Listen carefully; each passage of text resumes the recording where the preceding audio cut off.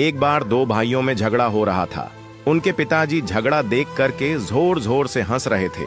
दोनों भाई एक मकान के बंटवारे को लेकर लड़ रहे थे।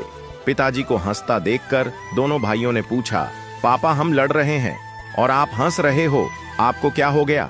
पिता ने कहा, बेटा तुम इसके चक्कर में पड़े हो, तुम दोनों कल मेरे साथ चलो, मैं तुम्हें अनमोल खजाना दिखाऊंगा। अगले दिन तीनों एक बस से यात्रा पर निकले। बस में सिर्फ 2 सीटें खाली थीं। पिता की बगल में पहले एक बेटा बैठा, दूसरा भाई कुछ देर खड़ा रहा। कुछ घंटे बाद वे गांव में पहुंचे तो पिताजी उनको पुरानी हवेली पर लेकर गए। वहां जाकर पिताजी भावुक हो गए। हवेली खंडहर हो चुकी है। कबूतरों ने घोंसले बना लिए, झाड़ियां उग आई थीं। पिताजी रोते चले जा रहे थे और उनसे कह रहे थे, देख रहे हो इस हवेली को?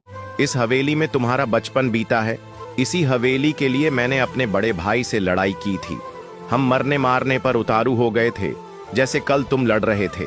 आखिरकार ये हवेली मुझे मिल गई, लेकिन भैया विदेश चले गए।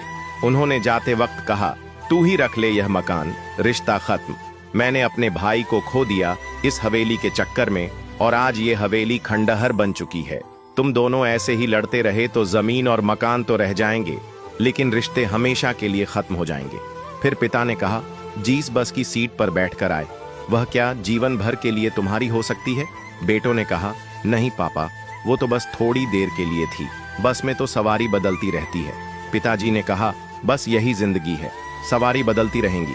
जो चीज थोड़ी देर के लिए मिली है, उसके लिए झगड़ना बंद करो। खुश रहिए, मोहब्बत से रहिए। भौतिक चीजों के पीछे नहीं, भावनाओं के पीछे दौड़ो, क्योंकि रिश्ते ही सबसे बड़ा खजाना है। बात से सहमत है तो यस जरूर लिखे, और इसी तरह की कहानियों के लिए हमारे पेज के साथ जरूर जुड़े।